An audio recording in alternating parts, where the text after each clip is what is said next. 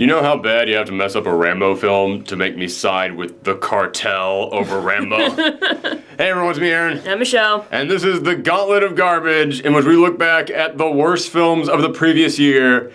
And now we come to Rambo Last Blood. I think that's what it was called. Something like that. Yeah, because the first one was Rambo First Blood, so that makes sense. First Blood and Second Blood. No, the second one was Rambo First Blood Part 2. That's right. Which is even dumber than Rambo Second Blood. But yeah, this is Rambo Last Blood. And I'll admit, I was never really a big Rambo fan. I mean, I watched the first one years ago, and I found it to be kind of interesting. But from what I understand, it got really dumb after that. Because the first one, it wasn't even so much an action film. It was more of like dealing with a bunch of really big issues. It was dealing with things like, you know, PTSD and how do you adjust back to society after you come back from war and issues like that. And I remember looking at the films after that and how they were like, yeah, forget all that intelligence stuff. Now let's just have Rambo blow some stuff up. I was like, oh, that's not what I want. Which is kind of what happened to the Rocky franchise, but I still love the Rocky franchise for the most part. But when it got to Rocky V, where he becomes a superhero who's stopping communism and fighting cyborgs, yeah, I went, oh, this is not in any way. No, that was Rocky IV. I'm sorry, Rocky IV. Rocky V was the really bad one. Sorry, I'm mixing them all up. Rocky V was the one that we all agree was bad. But yeah, when it got to that point, I was like, all right, I'm checked out of Rocky. And you look over at Rambo, and it's like, oh, the exact same thing happened to you, but way quicker and way dumber. But we decided to check this one out because everyone's talking about how it's so bad, and I kept thinking to myself, well, maybe it's just going to be bad for Rambo fans. Like, maybe it's going to be one of those things where, you know, if you're really attached to this character, it's just a poor interpretation of him. It's a bad final chapter for him. And I am pleased to say, no, this is bad no matter who you are. Like, no matter what attachment you have to Rambo, this is awful. So this film, it's all about Rambo years after the last time that we saw him, and he has now been living on a farm with some family that we've never met or anything, which is something that we gotta bring up. Again, we're gonna talk about what's really dumb about this, like no matter what. Like, it's his niece, and like they're... No, they're not related. They're not? They call him Uncle Joe. Oh yeah, like basically this girl he adopted or something. Sort of. The way they make it sound is that he just roamed the countryside until he found a farm that needed help, and they just set up shop there. Because they're not related to him in any way. It's literally just, he just roamed around until he found this family he had to take care of. And that's what he's been doing for the past couple of years. And that's one of the problems with this film being the final Rambo movie. It's that he's going out there to get revenge for people who have, like, no attachment at all to the legacy of Rambo or anything like that. It's like, yeah, it's like, honestly... I mean, they call him Uncle, but it really feels kind of forced, like they're just trying to come in here and go, we have a connection, right? So that way you're going to be really mad if something happens to us, right? I hope nothing happens to us, right? Like, honestly, this doesn't even need it to be a Rambo movie. Yeah, you mentioned to me it almost felt like this was just some mindless action film that they went back in there and just dubbed in Rambo's name. Yeah. There are some shots in there in which they do try to bring up the whole, like, yeah, Rambo is this guy who was in Vietnam, he's dealing with PTSD. But again, it feels like you could easily just cut every single one of those moments out of this. It really is only one moment. Yeah. Because Rambo is working on this farm, but underneath the farm, he's just spent years digging tunnels. Yeah, and he's like... And he's got a forge, like a Mandalorian-style forge. He is out there just building Iron Man armor all day. Like, there is a functioning farm above them, and underneath them, he's just... It's not like he's selling anything. It's not like he's making anything for the farm. You never see him making anything for the farm. You see him, like, making weapons and stuff.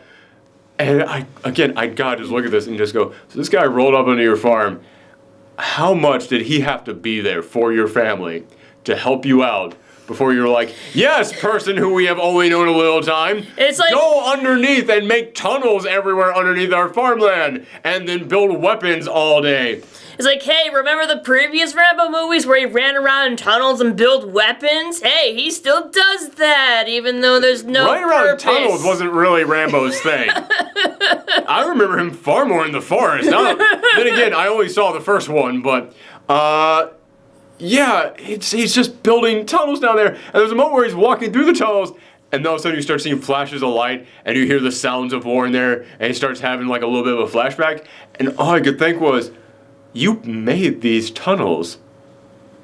Why? And it clearly wasn't like a thing you just made. It's a thing that took you years and years of digging in order to make these things. Why on earth did you keep making a tunnel that clearly was going to give you flashback? Like, it's not like this was the first time this must have given you a flashback. This thing has to have given you a flashback at some point, and you went, alright, I guess I'm just gonna go back and keep digging that tunnel. Hope that doesn't happen again. Oh no, it's happening again. Well, better just keep digging. Like, it didn't even feel perplexing. It didn't even feel like PTSD. It felt more like a flashback. Well, yeah. Like. But it's a terrible representation of guy with PTSD. Yeah. Because it kind of simplifies it down to just, I hear the sounds of my past. Yeah. That's all it simplifies it down to. It's like, it's a way more complex issue than that, man. It's like, oh yeah, I remember that horrifying time. Well, back to work. Like, no. Anyway, hi-ho. I just keep digging my tunnels, that's all I do. Mom, Rambo's digging tunnels again. You just let that nice man dig his tunnels underneath our house. He takes care of the horses. But yeah, this family is comprised of a mother and her daughter. Like, it's not even her mom. No, you're right. It's her aunt. Yeah. Right. It's her aunt and her niece, and John, Rambo, just chilling out of this house. And she's graduating, but she wants to go and see her dad. A friend of hers finally tracked down her dad, who left for Mexico. And everyone's like, no, you stay away from that man. That man he's a dark, heartless man. He's just pure evil. They never say what he did other than just leave them. Yeah. Which, don't get me wrong, that's a shitty thing to do to just leave your daughter. But they are talking about him like he did something way bigger than that. But they never mention it. And it's kind of like they just went, all right, we'll come back and include a backstory for him later. And they never did. Like, I thought he was gonna be the boss of the cartel or something like that. That seemed like it was. Like, it felt like they were setting him up to be the final boss. Yeah. And no, that dude, he's just there to be a total, like, comic book supervillain asshole. Yeah. And never actually do anything other than just say some shitty things. But they tell him, no, don't do that. Whatever you do not do that. Okay, fine. I won't do that. And then we joked and went 5, 4, 3. And like before we even finished our joke countdown to each other, it cuts to her going out to the car. Mm-hmm. And we just went, wow, that quick. Like, this is a Simpsons cutaway joke. Oh no, an F Troop joke. I'm not gonna put on that dress. Hello! That's a Freakazoid reference for anybody out there. Except that meant that there was time in between that cut. There was like no there was cut. Nothing. No. And as she's going out of the car, she waves goodbye to Rambo and she's like, well, I hope you're not doing the exact thing that I told you not to do. And then she gets in the car, which, by the way, oh my god, the green screen in the cars. Wow, the green screen in the car effects. They wasted all their money on the fake blood and explosions. It is clear where the cash went in this movie. But she gets in this car and she drives a little bit and then she just stops. She thinks, turns her car around, and then she's immediately at the Mexican border, which makes me wonder how far are they from them? Yeah, there's no real establishment of how long it took her to get there. Cause like when she drove to the Mexican border, it was like instant. But like when Rambo was like, he had time to just sit there and just stew in it. Just I bet when I get down there to Mexico, there's gonna be a bunch of people for me to kill. Like, just time for him to think about. Which now we have to bring this up. Oh my god, this thing is racist. Yeah. Wow, is it racist? Ooh. And I know some people are going to say, oh, so what? It's racist just because the cartel are the villains? Are you saying we can't have the cartel be villains? Oh no, that ain't why. No. It's because, like, the second that you see the Mexican border, it is like approaching the Death Star. Like, you see, like, the Mexican flag up there, and it's just like, dun, dun, dun, dun, dun, dun, dun, dun, dun, dun, dun, dun, dun. Like, oh, we know that there is going to be, like, no good representation the moment that they get down there. No, it's like, everyone in Mexico is a bad person. Except the one person he meets who is a good person who suffered in the past because of the bad people. So in other words, it's like, okay, all the people in Mexico are either criminals or people who suffered due to criminals who are now turning to John, nice Mr. White Savior Man. Like, literally, the only role that the non-criminal in Mexico has in this film is turning to John and saying, like, yeah, here's the exposition of the, like, you need someone in this film to give you exposition. And that's literally her entire role. So she's there just to fuel the fire of Rambo. That is it. That is her entire purpose in this film. And it is, like I said, it's a white savior film. It is a film about Rambo just going down there and just like, well, I guess I gotta clean up the cartel now. And literally the only person in this film, once you get into Mexico, who is not part of the cartel, is the person who kind of just turns to Rambo. And even though she's like, there's nothing you can do about this, it's there to tell the audience, we really need Rambo to do something about this. Everyone's like, okay, so step one in being racist, all right, white savior, already got. But the moment that they get down there, it's not just that the people down there are bad. They are cartoonishly bad. And it starts the moment that she meets her friend down there. Yeah. Oh my God. Like, she is not a character. She is a walking bag of stereotypes. Like, just, you've heard about films by committees. This is a film by a campaign committee. This is a film that they just went, all right, what can we show Trump voters to get them to really turn out in the next election? That is the entire purpose of this film. Honestly, yeah. This entire film is just there to, like, shine a flashlight in their face and go, Mexico. Ooh, spooky. Ooh. That is the entire film. Like, I kept looking at these people just going, nobody in here is a real person. No one in here is a real person. They are just a thing to make old white people afraid. That is the entire existence of every character in this movie. And, like, who directed this movie? Oh, it's some guy who he's only done one other film, and it was called Get the Gringo. Wait, was it? No, was he? It was something like Get the Gringo. It was something like that. But it was a film about Mel Gibson going down to Mexico and just, like, going on a murder rampage. And like, I see a theme. Yeah. Hold up. Yeah, it's like... You gotta do something different, man. Yeah. It's like, You do not want this to be the thing that you are attached to. But okay, so the Moji meets her friend, like, she is just like literally the first thing that she asks her is, so are you still a virgin? Like, that's literally the first thing she asks, like, yes, oh, so you're just a bad, like, wow, you're a shitty friend, completely. And she says, okay, I'm gonna take you to your dad. And then she takes him home, sips water, and just I think it was water, I don't remember what it was, but that's not the important thing. She takes a sip of a drink, and then just stares over her friend, and then smash cut to her friend's bracelet on her arm, like, wow. She's even just thinking about robbing her friend, just right now. Yeah. Takes her over to her dad, goes up there, she meets the dad, like, oh, wow, it's been so long since I've seen you. Honey, I'll be just a moment. Tells the wife, walks out and goes, so? Hello, like, just seems totally normal, like, okay, this doesn't seem too bad. And she's like, why did you leave me? That's all I want to know. Because I hated you. Like, literally. Yeah. I hated you and your whore mother, and she died and left me with you, the person I never fucking wanted. Now get out here, and I never want to see you again. Like, literally, it is just, so, hi there, hi. How's everything going? Okay. Been doing well in school? Okay, cool. I never fucking wanted you. Whoa! Wow! Nobody would actually act that, like, even if you are that much of an asshole that that's the way that you feel, you would still have the common fucking decency that comes with existing within a society to know you don't say shit like that out loud. It is insane. So she just kicks him out. So he kicks her out. She goes back to her friend. That'd be funny if it was the other way around. Yeah. It's like, no, she's the Rambo. Yeah. That would have been a better film. Honestly, yeah. Yeah. So, kicks her out. Then, her friend says, all right, let's go out partying. Yeah, it's like, oh, I feel so bad. Let's go get some drinks. Let's make it feel better. And then you just see somebody just dump, like, a bag of rupees in her drink. Like, 27 rupees just get dropped in her drink. And then she's just gone, and then it just becomes Rambo going down to Mexico to find her. By the way, first person he goes to when he gets to Mexico is her father. How the fuck does he know where her father lives?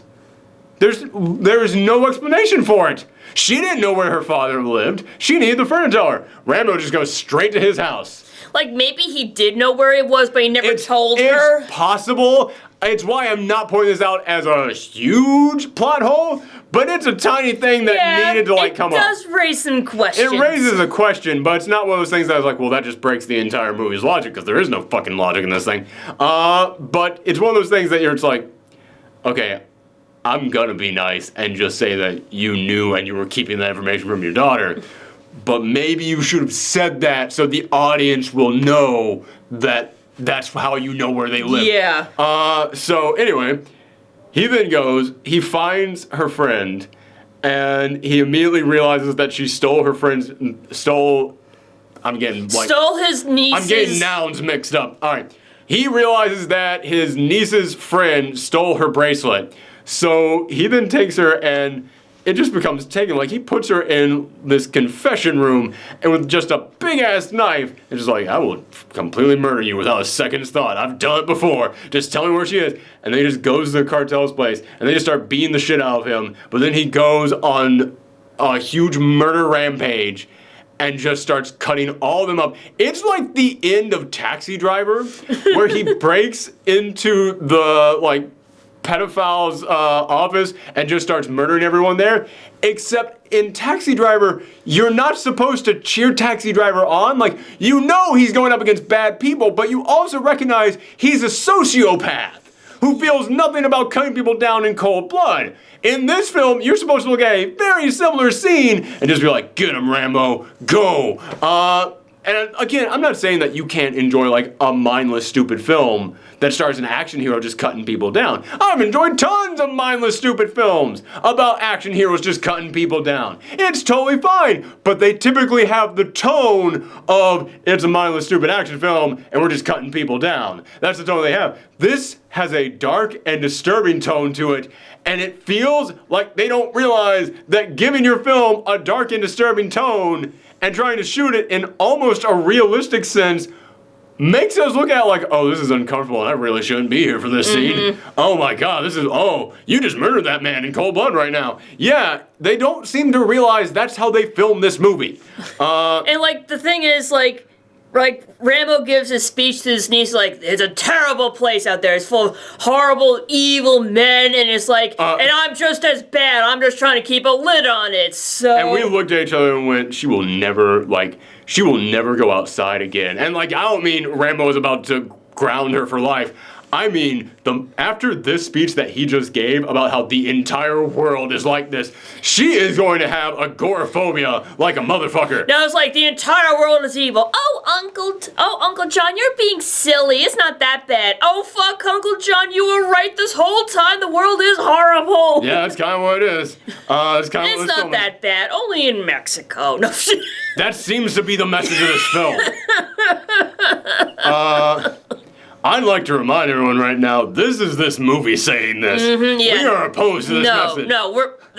I feel like I do need to keep constantly reminding people of that. Yes. But, okay.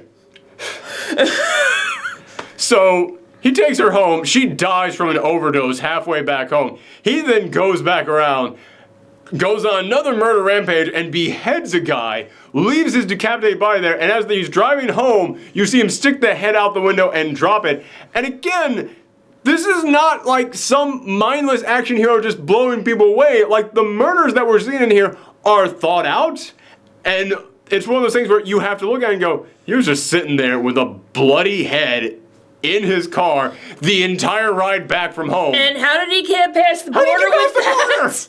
Like, if he drops the head out on his way back, he still had it there in the driver's side seat with him, like the passenger seat.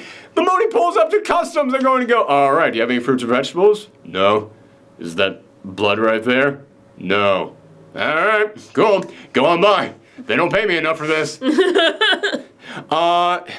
Yeah, and so he just drives back with like this plate, which, again, like I said, it's one of those things where you look at, and it's not one of those things where you look at and go, okay, this is an action hero going in there and saving the day. Everything in here, and I know it's going to seem like a silly word to use for this, but everything in here feels so mean-spirited. It does. It feels so over-the-top, hateful. That's what it feels like. And I know people are going to say, well, they killed his niece, and it's the cartel. They're terrible people. Yeah, they did terrible things. But this isn't like, I'm going to go and stop him. This isn't like fucking Commando. No. This isn't Commando where Schwarzenegger is going, like, blasting people away, giving out a one-liner. Oh, yeah, they tried to take my daughter. I'm going to throw this pipe through a guy and go, let off some steam, Bennett. It's not something like that. It's, I have your decapitated head. Like, I didn't come in here to kill you. I came in here to kill you, cut off your head, and carry that shit around with me so I could drop that shit on the side of the road. Yeah, it's like, it's one thing if you, like, shoot someone in revenge, but, like, shooting them, stabbing them repeatedly, cutting off their head. When it gets to the end of this, there's a perfect thing that sums up why I say this is over-the-top mean-spirited. He's set up the entire house to be like a Home Alone style trap. Yeah, but he's like just like murdering people with like spikes and explosions all in the tunnels underneath the house. Like R-rated Home Alone, by the way, not like he literally built these tunnels, but like there's no fucking reason for him to build these tunnels unless it was there in case he someday pisses off the cartel to come and he has to trap them all. Maybe he's like he said, I was just keeping a lid on this, so who knows, I might go insane. The only way I can keep from going insane and murdering people is if I constantly work on traps that will one day murder people. Gotta keep that murder tendencies in order. Mm-hmm. But yeah, there's a moment in which there are people coming in there, and two people fall into a trap. They fall into onto a pit of spikes, land there, and it's not like they land there and go, God, all right, I'm okay, but I can still climb those. They go and like they're just impaled like through every organ, through their head, through their heart, everything. They are dead instantly, no moving at all. He then runs up to the two dead bodies in there and just starts blasting away at their already very clearly dead bodies with a machine gun. You talk about this movie just being over the top mean spirit. The only way that I can picture somebody like thinking that's a scene to be in a movie is if they are just fucking salivating at the idea of these guys dying. Just they're looking and going, oh God, more. Yes, give me more. Oh God, it's not enough that they're impaled on spikes. Yes, more. It's like, Jesus fucking Christ, man. Like, it looks like the director was beating off to this behind the camera. Honestly, I wouldn't be surprised. It feels pornographic at times in here. And again, I'm not saying, oh, well, I am opposed to violence in any way. This is, it's gotta be tasteful violence, like. I'm not even saying that. Like, I'm fine with just really dumb, bloated action scenes of people just exploding. But you look at this, and there's no fucking reason for any of it to be at this level. And you look at how evil they are trying to make the entire country of Mexico feel, and it's like, dude, you'd have to be fucking stupid to not get what they're doing in this film. You would really have to be stupid to not get what they're trying to do in this movie. And I know I'm pissing off a lot of people with that. I know there's a lot of people who are going to come in here and just be like, oh, you're just being like a snowflake who can't see this. Like, I'm being someone with thoughts. I'm being somebody who saw the things that happened in the fucking movie. Yeah, man, I'm sorry, but you can't not point this shit out. And here's the thing. Even if we were living in some weird bubble where you didn't know that, okay, this is some weird racist thing that's going on in this film, even if we just completely ignored all that, even if you just made, all the characters in here, like, they all came from fucking Sweden or something, like, they're all just white people from Sweden, like, you just completely ignore any of those elements in here, it's still bad. It's still bad storytelling. It's still nothing but constantly having a character in there just going, I'm sure nothing bad will happen to me, Uncle John. Oh no, something bad happened to me. That's just awful bad storytelling. And even if you're like, well, I'm just here for the action, there isn't really any action until the tail end of this film. Yeah. And the action is bad too. It is like, there is a bit of shock value to it at first, of just seeing Rambo, like, the extents that they're going to. And hey, man, shock value in an action film, that'll get you some distance. That'll get you some distance and make you go, okay, wow, didn't see that coming. Okay, wow, well, I'm paying attention now. That'll get you something. But it is so much of that. It is so much of not people dying, but people just being, like, viscerated, just exploding in guts and like buckets shredded of blood. to pieces. Shredded to pieces, you say. Yeah, exactly. That's so much of that, just repeatedly over and over and over again. Happening to characters you don't know. Happening to characters you don't have any connection to. Happening to characters who might not even have been in the film up until now. Just characters just constantly there to die. Characters there just to die, repeatedly, over and over and over and over and over again. That shock value goes away. And all you're left with is just a repetitive slog at the end of this movie. Like, you're no longer shocked at the death. You're just shocked at Rambo doing all this. Like I said, I was halfway joking with our opening joke where I was like, yeah, man, I'm not siding with Rambo on this one. Because there comes a moment in which it's like, wow, look at John go and tear through these bad people here, tear through the cartel. Man, look at him go. And then there comes a moment in which he just keeps going and it's just being so aggressive and just so just explosive with blood and guts and fire and hell and everything just rising up from these tunnels that you just look at it and go, John, I think that you're a sociopath. Yeah. Like, you look at this and you're just like, dude, this is to a limit where I can't even look at this and just be like, oh, this was for your niece? Okay. Like, it goes to a point where it is just, you're fucking insane, man. It's hard to look at this guy and root for him no matter what the motivation behind him was. No matter who the people are that he's going up against. But as I said, the fact that the people he's going up against are literally just cannon fodder. It makes you not even really care because, again, I keep pointing at these characters and I know there's some people out there going to say, oh, so you're trying to say that we can't make the cartel villains in here. You can make the cartel villains in a film. You can absolutely do that. You also have to make them characters. Yeah. This is the equivalent of, let's say that you want to do this with a white character. The equivalent of this would be if that character was just some guy in a long curly mustache and literally every line out of his mouth was, Mwah! Mwah! There's no speech from any of the villains. There's no interactions between any of the villains other than, I'm going to murder you. That is it. That is all the interactions between Rambo and the villains. There is no anything between Rambo and the characters in here. There's no nothing between any of the characters. There's no nothing. All the bad guys in here, the only lines that they have are, kill him. Do this to these girls. If you girls try and leave, I'm going to kill you. Literally the only lines from these characters are, here's the bad things I'm going to do. That is it. That is all these characters have. That is it. They're not characters at all. They are literally there just to be things, to be murdered. That is all that they are in this film. And that's not interesting in any way. Again, even if you take all the other elements out of this film that make it really bad, it's literally just you watching a man just shred through cardboard cutouts. That is it. There is nothing to these characters at all. Yeah, and they're some of the worst villains I've ever seen in a film because of that. Yeah. I can't think of really anything else to say in here. Oh, the no. ending? The ending. Yes. Oh, the ending. This film ends with Rambo. That's the other thing about this. There's no tension at the end of this film. There's no tension at all. Because Rambo takes out 20 guys without them laying a finger on him. And him just killing them instantly, one-shotting them over and over and over again without them laying a finger on him. So it kind of makes you look over at the villains like, well, you're no threat. Yeah. Which is another reason why I say it feels like he's fighting cardboard cutouts. They pose no threat to him. It's not until after he goes through 20, 30 guys that they get one hit on him. And that's it. But it ends with him, he's bleeding, he's crawling back up to the house, and he's making a speech about how all the people I loved are ghosts now. And all I could think was, didn't the lady who lived at the house with you, you told her to leave before this, she's still alive, right? I literally had to turn to you and go, did she die did she die when I wasn't looking? Because he says all the people I loved are ghosts now. She doesn't count. Ironic, because the cartel was saying, oh, women are just things to us. And here we have John treating that woman as completely ignoring that. Yes! Again, the niece in this film is just a thing to be rescued. That's all that she is in this film. This film ends with him making this speech, and he gets on the rocking chair on his front porch, and he starts kind of just sitting there, so he closes his eyes, and so it's all right, Rambo died, all right. Well, that's kind of a gutsy thing we do. And then the ending credits are scenes from every single Rambo film. And then they run out of Rambo films to show, and they start showing you scenes from this film. It's yeah, remember when he took on the cartel? Yeah, it was 5 minutes ago.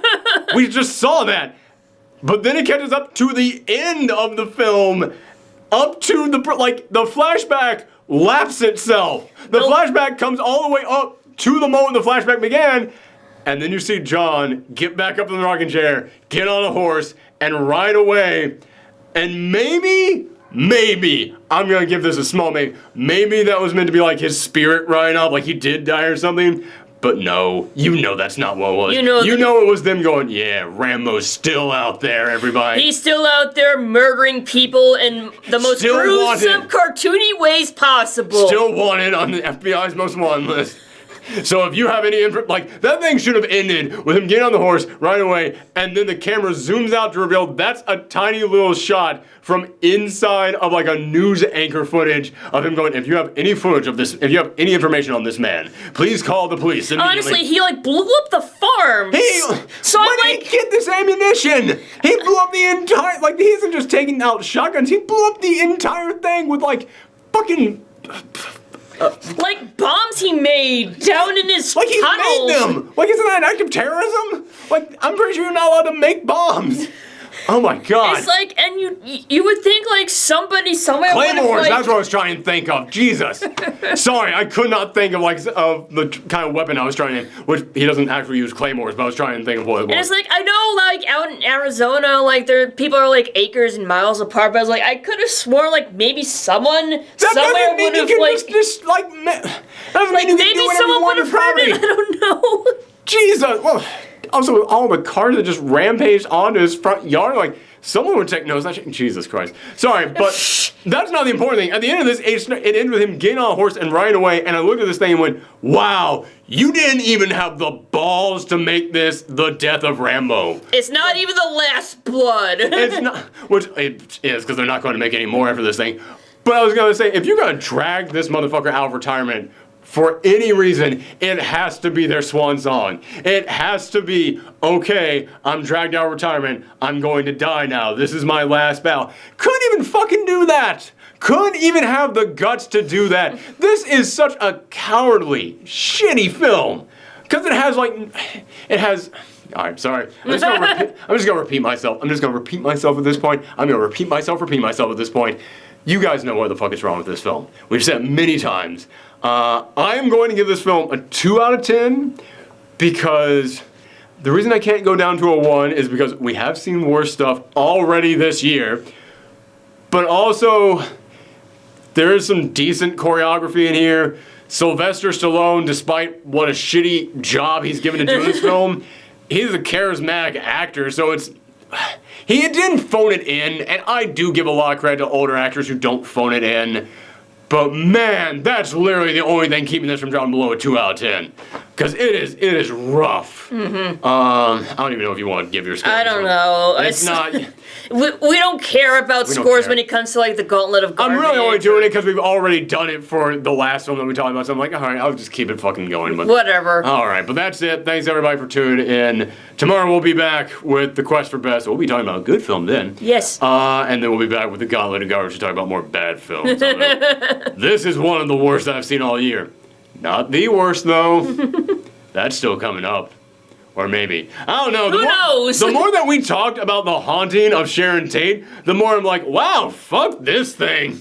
Wow, and I'm sure they're when we went into this, I was like, okay, I know what my worst film of the year is. And after our review yesterday, I was like, I actually don't know what my worst film of the year is. Yeah, that's the thing. It's and there's still so many other bad movies that have come out. We still have others that we haven't even watched yet. Yeah. So yeah, come back next time, everybody. Bye. Bye.